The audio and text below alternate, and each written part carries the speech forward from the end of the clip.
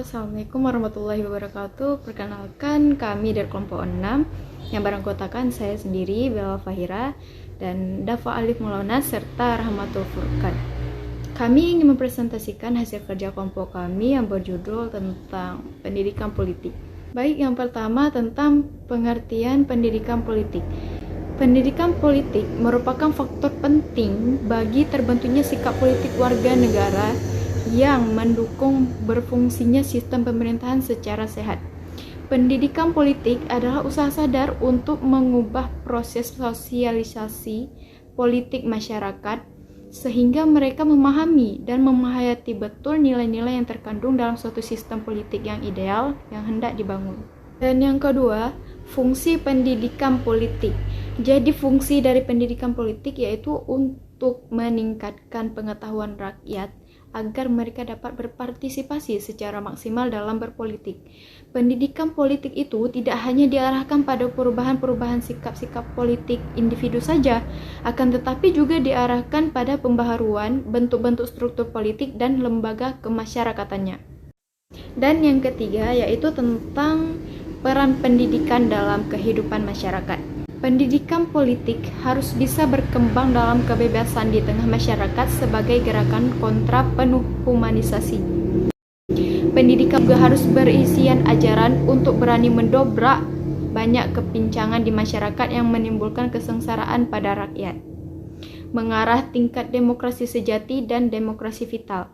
Pendidikan politik juga mengembangkan daya kritis rakyat di samping menunjukkan kemungkinan-kemungkinan untuk memfungsikan semua lembaga politik dan kemasyarakatan secara lebih pragmatis dan lebih efisien.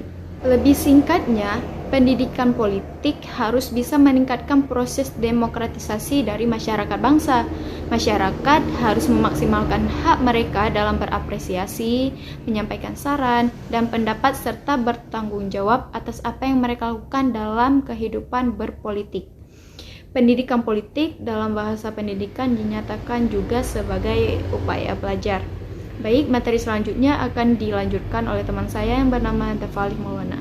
Saya Dafa Alif Maulana. 1. Tujuan pendidikan politik dan peranan insani. Tujuan pendidikan dan pengajaran di Indonesia adalah membentuk manusia susila yang cakap dan warga negara yang demokratis serta bertanggung jawab tentang kesejahteraan masyarakat dan tanah air berdasarkan asas Pancasila dan UUD 1945. Analog dengan tujuan pendidikan di atas tersebut, 1. Menampilkan peranan insani ataupun humanis setiap individu yang unik selaku warga negara dengan jalan mengembangkan potensi dan bakat kemampuan semaksimal mungkin. 2. Agar mampu aktif berpartisipasi dalam proses politik untuk membangun bangsa dan negara. 2. Kewarganegaraan dan peranan politik. Arah pendidikan politik yaitu menuju ke arah transparansi atau keterbukaan dan kebebasan. Orang tidak ingin menunjukkan jalan kepada pribadi lain, akan tetapi membantu orang lain menemukan dan melewati jalan sendiri dan misi kemasyarakatan yang terbuka. Pandangan hidup terbuka untuk menonjolkan kebebasan. Manusia itu merealisasikan diri sendiri, dikaitkan dengan relasi personal dengan masyarakat sekitar. Karena itu individualisme, demokratisasi, kebebasan personal dan orde sosial yang maju itu saling bertalian, tidak bisa dipisah-pisahkan.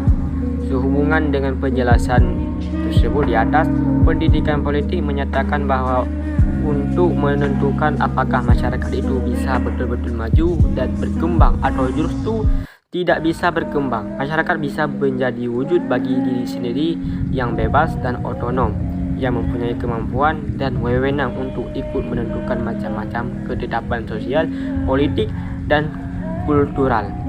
Juga berpartisipasi konstruktif dalam pengembangan masyarakat lembaga politik. Fungsi belajar politik dan pertanggungjawaban politik bagi masyarakat.